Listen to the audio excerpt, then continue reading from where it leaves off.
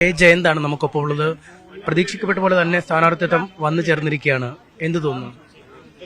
ജീവിതത്തിൽ ഏറ്റവും അഭിമാനവും സന്തോഷവും തോന്നുന്ന ഒരു നിമിഷമാണ്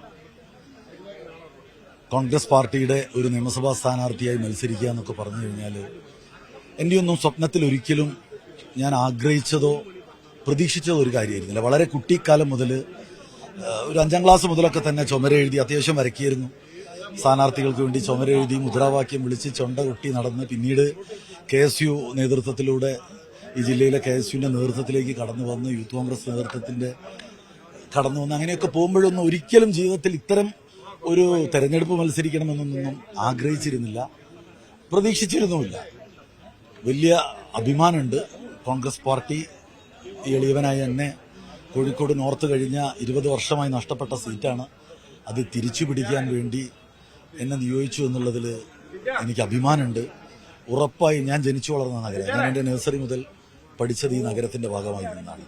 ആ നഴ്സറി മുതൽ ഞാൻ സ്കൂളിൽ പഠിച്ചത് ഗവൺമെന്റ് ഗണപത് ബോയ്സ് ഹൈസ്കൂളിലാണ്. ആർട്സ് കോളേജിലാണ് പ്രീ ഡിഗ്രി. പിന്നീട് ഗുരുവായൂരപ്പൻ കോളേജിൽ പഠിച്ചു. പിന്നീട് ലോ കോളേജിൽ പഠിച്ചു.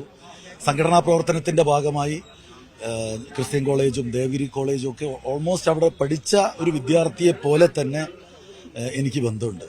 അത് കഴിഞ്ഞാണ് പിന്നെ യൂത്ത് കോൺഗ്രസ് നേതൃത്വത്തിലേക്ക് വന്നത്. ഈ നഗരത്തിലെ ആയിരക്കണക്കിന് സുഹൃത്തുക്കള് എനിക്ക് ഈ തെരഞ്ഞെടുപ്പിൽ രാഷ്ട്രീയത്തിന് അതീതമായി എനിക്ക് വേണ്ടി ഇറങ്ങുമെന്ന് എനിക്ക് ഉറപ്പുണ്ട്. അവരുടെ കുടുംബത്തിന്റെ ഒക്കെ പിന്തുണ ഉണ്ടാവും. അതോടൊപ്പം ഈ 10 വർഷമായി കേരളത്തിലെ ഇടതുമുന്നണിയുടെ ഭരണ ഇത് മാറണമെന്ന് ആഗ്രഹിക്കുന്ന മഹാഭൂരിപക്ഷം മനുഷ്യരുമാണ് കേരളത്തിലുള്ളത്. തീർച്ചയായും അതുകൊണ്ട് തന്നെ ഈ ഭരണം മാറുന്നതിന് വേണ്ടി ഒരു വോട്ടിംഗ് ഉണ്ടാവും.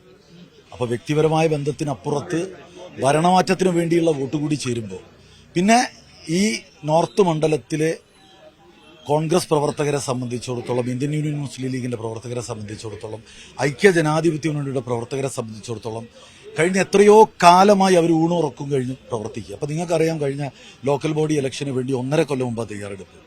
ആ തയ്യാറെടുപ്പ് കഴിഞ്ഞ് ഇവിടെ വിജയത്തിനോടടുത്ത് തൊട്ടടുത്ത് ഞങ്ങൾ എത്തിയിരുന്നു. കോഴിക്കോട് കോർപ്പറേഷൻ ഒരു ചെറിയ അശ്രദ്ധ കൊണ്ടാണ് പോയത്, വെറും 64 വോട്ടിനാണ്.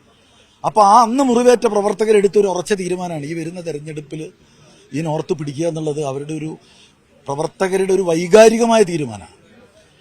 എല്ലാ പ്രവർത്തന രംഗത്തും അവർ മുൻപന്തിയിൽ അവരുണ്ട്. Vote ചേർക്കുന്നതിലായാലും അവരുണ്ട്, vote തള്ളിക്കുന്നതിലായാലും അവരുണ്ട്. എന്തിനും ഈ നോർത്ത് മണ്ഡലത്തിലെ UDF പ്രവർത്തകർ അരയും തലയും മുറുക്കി പ്രവർത്തിക്കുക. ഒരു സംശയം ഞങ്ങൾക്ക് ആർക്കില്ല.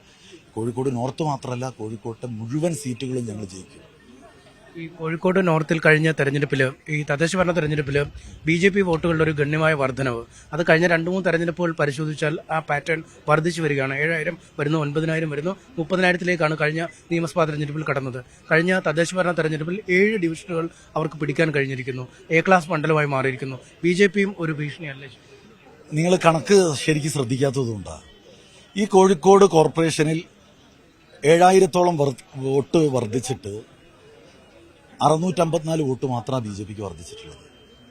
സീറ്റ് വർദ്ധിപ്പിച്ചതിനുള്ള കാര്യങ്ങളൊക്കെ നിങ്ങൾക്കറിയാം. ചെറിയ ചെറിയ സീറ്റുകളായി സൃഷ്ടിച്ചു കൊടുത്തുകൊണ്ട് പിന്നെ BJP കഴിഞ്ഞ കുറേ കാലങ്ങളായി കൺസിസ്റ്റന്റ് ആയി ഒരു വളർച്ച കോഴിക്കോട് നോർത്ത് മണ്ഡലത്തിൽ ഉണ്ടായിട്ടില്ല. കണക്കുകൾ നിങ്ങൾക്ക് പരിശോധിച്ചാൽ കഴിഞ്ഞ 4-5 തെരഞ്ഞെടുപ്പിന്റെ കണക്കിൽ 30,000-ന് ഇന്നെ റൗണ്ടിലാണ് നിൽക്കുന്നത്.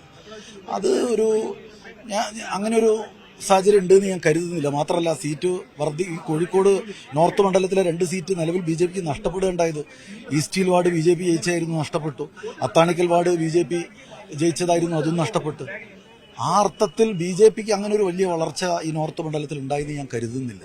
ഇവിടെ മത്സരം UDF LDF തമ്മിലാണ്. അതിന് നേരിട്ട് 2 UDF LDF തീർച്ചയായിട്ടും അത് അങ്ങനെ തന്നെയാണ്. അത് വോട്ടിങ്ങിന്റെ പാറ്റേൺ നിങ്ങൾക്ക് പരിശോധിച്ചാൽ അറിയാം. ഇപ്പൊ കോഴിക്കോട് കോർപ്പറേഷനിൽ 18,000-ഓളം വോട്ടാണ് UDFന് വർദ്ധിച്ചിട്ടുള്ളത്. അത് CPMന് നഷ്ടപ്പെട്ടത് 18,600 വോട്ടാണ്. അതിൽ 600 വോട്ട് ഒഴിച്ച് 18,000 ലഭിച്ചത് UDFിലേക്കാണ്. പിന്നെ ഞങ്ങൾ പരാജയപ്പെട്ടതിന്റെ പ്രധാന കാരണം കഴിഞ്ഞ കോർപ്പറേഷൻ തെരഞ്ഞെടുപ്പിൽ ഒരു 45 സീറ്റങ്ങ് ജയിക്കുമായിരുന്നു. ഞങ്ങൾ ജയിച്ച സീറ്റുകൾ 13,000, 9,000, 10,000 ഒക്കെ വോട്ടുള്ള സീറ്റുകളാണ്.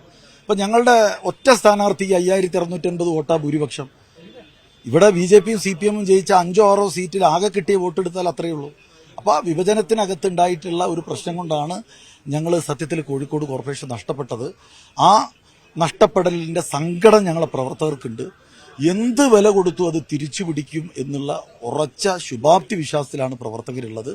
ജനവും അതിനുവേണ്ടി തയ്യാറെടുക്കുകയാണ്.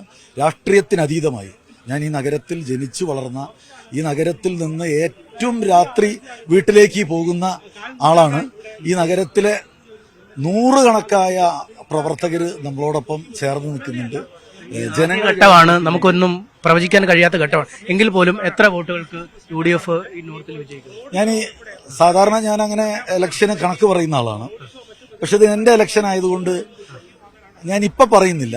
പക്ഷെ ഒരു തർക്കവും നിങ്ങൾക്ക് വേണ്ട. ഒരു നിയമസഭാ തെരഞ്ഞെടുപ്പിൽ നല്ല വിജയം എന്ന് പറയാവുന്ന വോട്ടിന് ജയിക്കും. 10,000 മേളിൽ കിട്ടും. അതൊന്നും ഇപ്പൊ ഞാൻ പറയുന്നില്ല. Too early to say. പക്ഷേ താങ്കളാണ് സാധാരണ കണക്ക് പറയുന്നയാള്. അപ്പൊ കണക്ക് പറഞ്ഞതും ഇതുവരെ തെറ്റിയിട്ടില്ല എന്നാണ് എന്റെ വിശ്വാസം. ഇതും അതുപോലെ തന്നെ പറയുന്നു. ഞാനൊരു സ്ഥാനാർത്ഥി ആയതുകൊണ്ട് ഒരു ജഡ്ജ്മെന്റൽ എറർ വരാൻ പാടില്ലാത്തത് കൊണ്ടും ഞാൻ അതിൽ നിന്നൊന്ന് മാറി നിൽക്കുക. പക്ഷെ ഒരു കാര്യം ഉറപ്പിച്ചു പറയാം, കോഴിക്കോട് നോർത്ത് മണ്ഡലത്തില് മിന്നുന്ന ജയമായിരിക്കും UDF സ്ഥാനാർത്ഥി. എന്തായാലും കോഴിക്കോട് നോർത്തിൽ നിന്ന് മിന്നുന്ന ജയം കരസ്ഥമാക്കുമെന്നാണ് അദ്ദേഹം പറയുന്നത്. ഒപ്പം 13-ൽ 13 എന്ന ലക്ഷ്യവുമായാണ് കോൺഗ്രസ് ജില്ലയിൽ അല്ലെങ്കിൽ UDF ജില്ലയിൽ മുന്നോട്ട് നീങ്ങുന്നത്. കൂടുതൽ വാർത്തകൾക്ക് News 18 Keralam YouTube channel subscribe ചെയ്യുക.